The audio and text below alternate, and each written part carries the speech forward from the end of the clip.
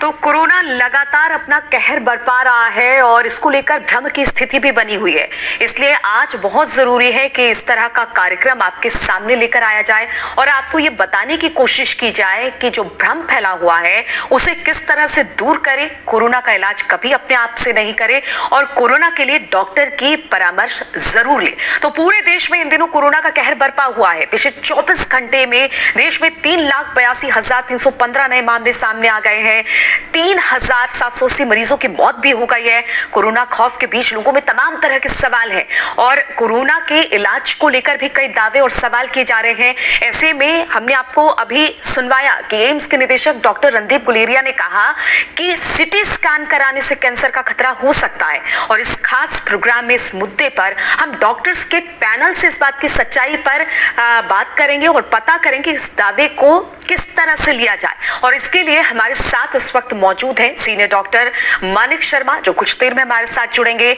लखनऊ से senior physician doctor Vinod Raina भी हमारे साथ होंगे। ब्लड आपका प्रोटेक्शन होगा। डॉक्टर विनोद रैना जी भी हमारे साथ जुड़े हुए हैं। विनोद रैना जी, जिस तरह से स्टेरॉइड की बात हो रही है कि लोग क्या कर रहे हैं कि कोरोना में शुरुआत के ही 5 से 7 दिन के अंदर खुद से ही जहां पर पैरासिटामोल लेना है वहां पर स्टेरॉइड लेना शुरू कर दिया है। ये कितना खतरनाक हो सकता है? मैडम, पहले तो मैं आपसे ये बात करना चाहता हूं कि आप पहले जो सीटी स्कैन के बारे में हम बात करना चाहते हैं। देखिए, सीटी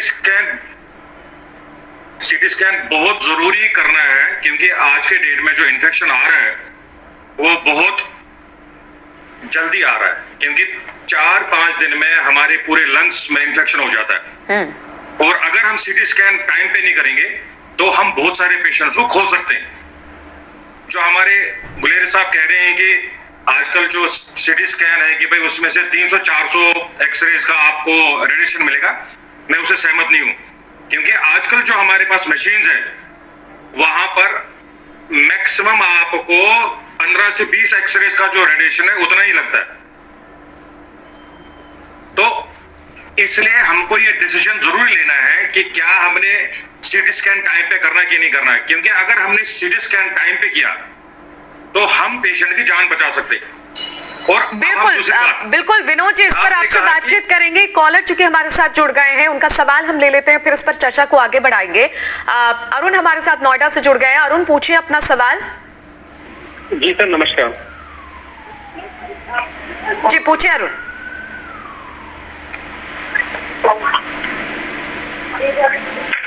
अरुण, अपना सवाल पूछिए। सर नमस्कार। हम आपको सुन पा रहे हैं, सवाल करिए। जी जी जी जी जी मेरे बच्चे की आयु 14 वर्ष की है। पिछले 5 दिनों से उनको 98 और 99 का बुखार है और सर में हल्का दर्द है, शरीर में खुजली है।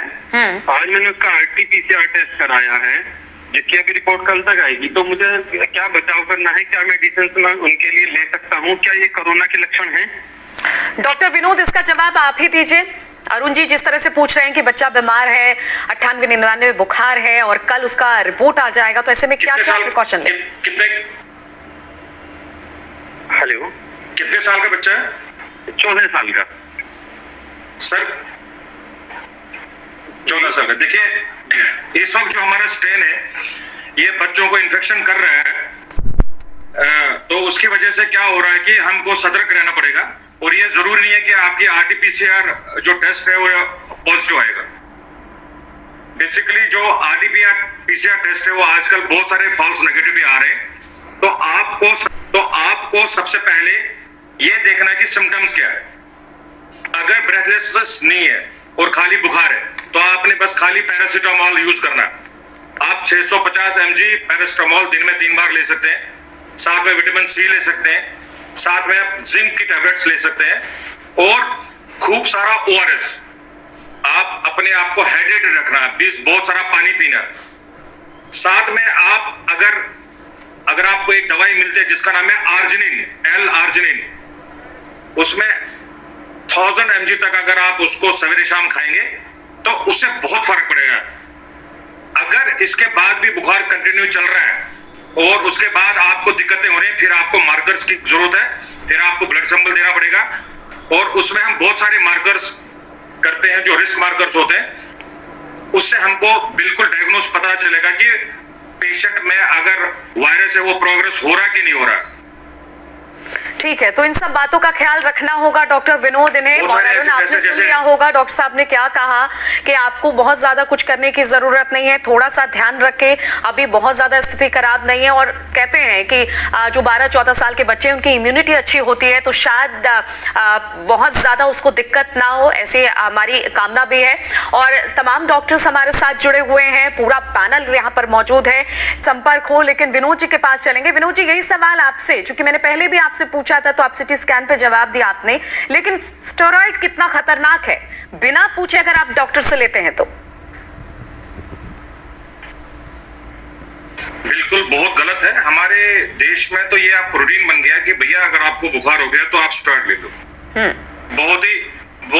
बहुत ही खतरनाक है ये। अगर आप मान के चले बीमार होते हैं और आप अपने आप स्टेरॉइड स्टार्ट नहीं कर सकते जब तक आपके पास मार्कर्स नहीं है। आपको डीडीमर का टेस्ट करना पड़ेगा, आपको फेरेटिन का टेस्ट करना पड़ेगा, आपको IL-6 का टेस्ट करना पड़ेगा। आपके पास बहुत सारे टेस्ट होने चाहिए। उसके बाद आप CRP प्रोटीन करोगे, उसके बाद ही हम डिसाइड करेंगे कि आपको कौन सा स्टेरॉइड चाहिए, कितने mg का चाहिए, तो कितने दिन के लिए चाहिए। और सबसे इंपॉर्टेंट, खाली स्टेरॉइड आपको इलाज नहीं है, क्योंकि खाली आपको लगता है कि आप स्टेरॉइड खाओगे तो उससे आप ठीक हो जाओगे, नहीं। स्टेरॉइड खाली एंटी इन्फ्लेमेटरी इन्फ्लेमेशन के लिए दिया जाता है, वो खाली आपकी इन्फ्लेमेशन कम करेगा, बाकी बीमारी को ठीक नहीं करेगा। ठीक है, अगर आप इस स्टेज पे आए हैं जहां पर आपको स्टेरॉइड्स देने पड़ेंगे तो वहां पर आपको और भी ट्रीटमेंट चाहिए, वहां पर आपको बहुत सारे इंजेक्शंस की जरूरत है। बिल्कुल, तो स्टेरॉइड्स आप बिना डॉक्टर्स के पूछे ना लें। और डॉक्टर साहब, आप सभी हमारे साथ बने रहिए, क्योंकि स्टेरॉइड्स की बात हो रही है तो हम ये भी जानेंगे कि किन मरीजों को इसे लेना चाहिए, किन के लिए ये बेहद खतरनाक है और क्या कुछ इसके साइड इफेक्ट हो सकते हैं। एक कॉलर हमारे साथ जुड़ रहे हैं जयपुर से, राजेंद्र, वो कुछ सवाल करना चाहते हैं। राजेंद्र, अपना सवाल करिए। मैडम, मैं क्या कोरोना पॉजिटिव हो चुका था और इसके बाद मेरे को उन्होंने क्या कहते हैं अपनी क्वारंटीन कर दिया मैंने घर में 7 दिन। और 7 दिन क्वारंटीन रहने के बाद फिर मैं दोबारा 8वें दिन जांच कराई, निगेटिव आ गया। लेकिन इसके बाद 3 दिन बाद फिर मैं पुणे वापस ऐसे हो गया। फिर इसके बाद मैं डॉक्टर से संपर्क किया, RH हॉस्पिटल पड़ता हमारा जयपुर, तो उन्होंने सब क्या कहते हैं मुझे वो सिटी स्कैन करवाया 2। सिटी स्कैन में उन्होंने फिर निगेटिव रिपोर्ट आई, लेकिन इसके बाद भी मेरा पूरी आंखें भी लाल रहती हैं और 24 घंटा सर दर्द रहता है मेरा। डॉक्टर विनोद, इस पर आप क्या बताएंगे? राजेंद्र, देखिए दोस्त, डरने की जरूरत नहीं है, ये सिम्टम्स वापस आ रहे हैं आपके और कोई बड़ी बात नहीं री इन्फेक्शन हो रहा हो, क्योंकि इस वक्त हम ऐसे केसेस देख रहे हैं जहां री इन्फेक्शन होने के चांसेस हैं। तो इसलिए मेरी आपसे रिक्वेस्ट है, आप चिंता ना करें। आप जो दवाइयां आप खा रहे हैं उनको कंटिन्यू करें। जैसे फीवर अगर आ रहा है तो फीवर का आप कंटिन्यू दवा करिए। और कुछ मार्कर्स हैं, आप डॉक्टर साहब से बात करिए, उनको बोले टेस्ट करने के लिए। टेस्टिंग में आपको पता चलेगा कि क्या आपकी बीमारी खत्म हुई है कि नहीं हुई है, क्योंकि अगर मान के चले RT-PCR नेगेटिव आता है तो इसका ये मतलब नहीं कि आपको कोरोना नहीं है, क्योंकि बहुत अभी जो डॉक्टर विनोद वो तो कह रहे हैं कि उन्होंने सिटी स्कैन भी करवाया है, उसमें भी चेस्ट में कुछ भी नहीं निकला है और इसके बावजूद उनको सिम्टम वही है जो कोरोना के हैं। ऐसे में कितनी दिक्कत है, एक व्यक्ति के लिए बहुत ज्यादा दिक्कत हो जाती है ये समझना कि वो क्या करे इस वक्त। मैं ऐसा हो रहा है इस वक्त, प्रॉब्लम ऐसी हो रही है क्योंकि क्या हो रहा है कि जो पेशेंट्स एडमिट हो रहे हैं वो ठीक होते हैं, फिर उसके बाद उनकी वीकनेस बहुत देर तक रहती है। क्योंकि क्या होता है कि जब आप वायरस इन्फेक्शन हो जाता है वो बॉडी को कमजोर कर देता है, जो जितने भी हमारी एनर्जी होती है उसको खत्म कर देती है। जरूरत नहीं है ये आनी डॉक्टर विनोद आप ये कह रहे हैं राजेंद्र जी को हिम्मत हारने की जरूरत नहीं है। जो दवाई डॉक्टर ने प्रिस्क्राइब की है वो दवाइयां लेती रहे और डॉक्टर के संपर्क में रहे। 7 साल का बच्चा की जी 7 साल है डॉक्टर विनोद, 7 साल का बच्चा है, इनको कल से उसे पेट में दर्द है और बुखार भी आ रहा है, ऐसे में आप क्या सजेस्ट करेंगे इन्हें? कोई घबराने की जरूरत नहीं है, बच्चों में इसका ज्यादा इतना असर नहीं है। उसको प्रॉपर आप उसको क्रोसिन दे सकते हैं दिन में 3 बार और विटामिन C दे दीजिए और जिंक का सिरप दे सकते हैं। उससे बिल्कुल रिकवर करेगा, कोई दिक्कत नहीं है, कोई परेशानी है। लेकिन खाली आपने ऑक्सीजन कंसंट्रेशन चेक करना, एक ऑक्सीमीटर ले लीजिए, उससे ऑक्सीजन चेक करते रहिए, वो डिप नहीं होना चाहिए, क्योंकि बच्चों में ऑक्सीजन डिप नहीं करना चाहिए, और अगर डिप करता है तो फिर तो प्रॉब्लम है। लेकिन आप अगर प्रोसीड तो कोई परेशानी नहीं आएगा, बिल्कुल रिकवर करेगा, तो कोई परेशानी नहीं आएगा, बिल्कुल रिकवर करेगा। और डॉक्टर विनोद, एक डॉक्टर से सलाह भी कर ले तो इनके लिए ज्यादा अच्छा है कि अगर वो रोज बरोज अपने बच्चे को लेकर सलाह मशवरा करते रहे उनके साथ।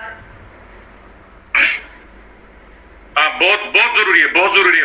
बिल्कुल आपको डॉक्टर की सलाह करना बहुत मैंडेटरी है। बिल्कुल।